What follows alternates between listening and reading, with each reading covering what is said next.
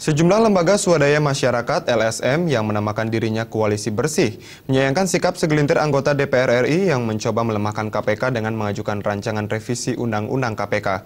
Koalisi Bersih meminta Presiden Joko Widodo untuk membatalkan rancangan revisi UU KPK sebagai bentuk dari pembela kepentingan umum bukan kepentingan partainya.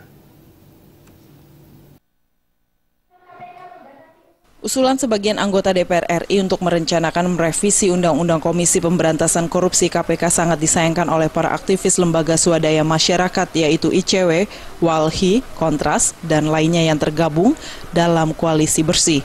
Menurut Koalisi Bersih, usulan revisi Undang-Undang KPK tersebut dianggap dapat membunuh keberadaan KPK yaitu membatasi KPK hanya sampai 12 tahun dan membatasi kewenangannya serta menjadikan KPK hanya sebatas lembaga pencegahan korupsi, bukan sebagai penindak para koruptor. Koalisi Bersih juga kecewa kepada anggota DPR RI Masinton Pasaribu yang mengklaim dirinya sebagai inisiator mengajukan revisi Undang-Undang KPK sehingga politisi PDI Perjuangan itu dicoret dari Koalisi Bersih karena sudah tidak lagi memperjuangkan agenda anti korupsi. Peneliti ICW Donald Faris memperingatkan kepada masyarakat untuk tidak memilih calon kepala daerah pada pilkada nanti yang diusung dari partai yang mau melemahkan KPK seperti PDI Perjuangan, Partai Golkar, dan Partai Nasdem yang nyata-nyata ingin melemahkan KPK.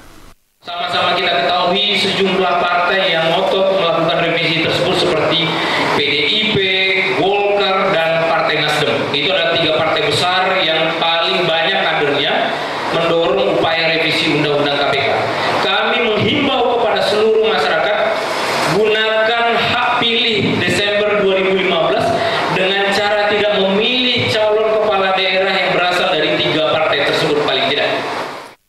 Sementara Wakil Koordinator Kontras, Kris Biantoro, mendesak Presiden Joko Widodo untuk membatalkan revisi Undang-Undang KPK untuk membuktikan bahwa Jokowi lebih mementingkan kepentingan umum daripada kepentingan partainya yang ingin melemahkan KPK.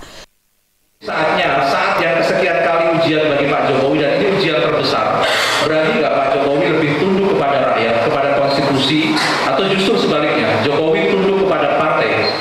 Siapapun yang disebut sebagai komandan partai, ini ujian bagi Pak Jokowi. Kalau Pak Jokowi ternyata mengeluarkan surat presiden untuk menyetujui balik DPR mengagendakan revisi Undang-Undang KPK, maka terbukti sudah lengkap penderitaan rakyat di bawah kepemimpinan PDIP, di bawah kepemimpinan Pak Jokowi yang notabene presiden yang diusung oleh PDIP, Republik ini kembali terpuruk.